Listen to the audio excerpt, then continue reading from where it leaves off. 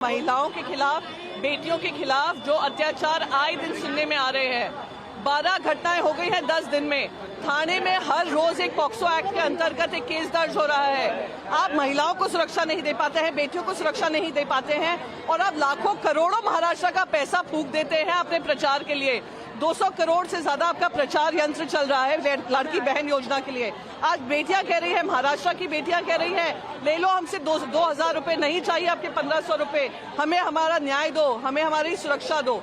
आज आपने महाराष्ट्र को, उत्तर प्रदेश के बाद अगर घटनाएं हो रही है, जघन्य अपराध हो रहे हैं, वो महाराष्ट्र में हो रहे हैं।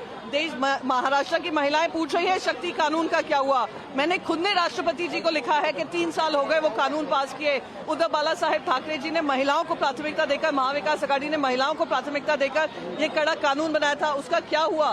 कोई पूछे इस गृह मंत्री से और मुख्यमंत्री से। काउंटर मोर्चा कर रही है, कैसे देखते हैं आप? शर्मनाक है। मैं तो कह रही हूँ एक दिन आएगा, अभी तो ट्रेलर हुआ था लोकसभा में, पिक्चर आने से पहले, ब्लॉकबस्टर हमारे लिए होने से पहले इनके मुंह पे कालिक पोती जाएगी जनता की तरफ से। बंद का ऐलान किया था हाईकोर्ट ने। हमारा सवाल ये है कि शरद पवार साहब और उद्धव जी, इनको 2004 के मुंबई हाईकोर्ट के कानून के अंतर्गत संवैधानिक दिए हुए आदेश पता नहीं थे क्या? उनके मन की मनीषा क्या थी?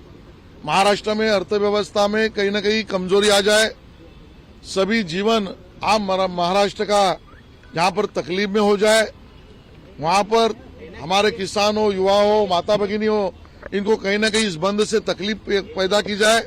ये अराजकता, अनास्था, ये निर्माण करने का प्रयास ये महाराष्ट्र विकास आघाड़ी का है। महाराष्ट्र ये जानता है।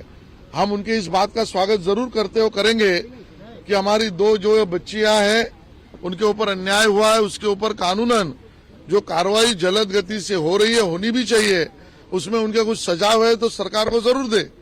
लेकिन बावजूद उसके राजनीति करना, ये ओछी राजनीति का परिचय पवार साहब ठीक नहीं, आपको शोभा नहीं देता है। जिस तरह से शरद पवार सरकार को लेकर या विपक्ष जितने ही उद्धव ठाकरे या नाना पटोले या सरकार को, ये सब नौटंकी कर रहे हैं, ये सब नौटंकी कर रहे हैं। कलकत्ता की घटना के बाद तो उन्होंने मुंह नहीं खोला। कोरोना के समय हमारी माता बहनों पर जिस प्रकार से अन्याय अत्याचार हुए, तभी तो उन्होंने मुंह नहीं खोला।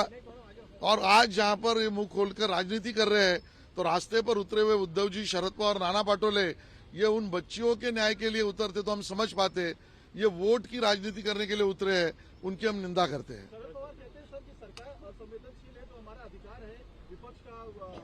भाई, मुंबई उच्च न्यायालय ने आपको जो आदेश दिए उसमें सरकार का क्या लेना देना? उच्च न्यायालय के आदेश का पढ़ाई आपका नहीं होगा तो क्लास लगा दीजिए, रामबाबू मार्गे प्रबोधिनी में हम देंगे क्लास आपको।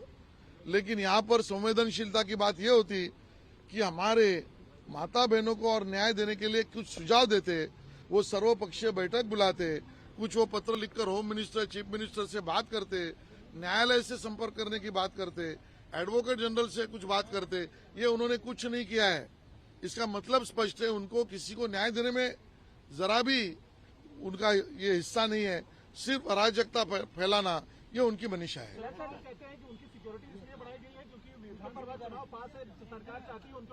जब पवार साहब सरकार में थे शायद ऐसे धंधे वो करते होंगे, जब वो धंधे उससे समय करते होंगे, इसके लिए उनके मन में डर है।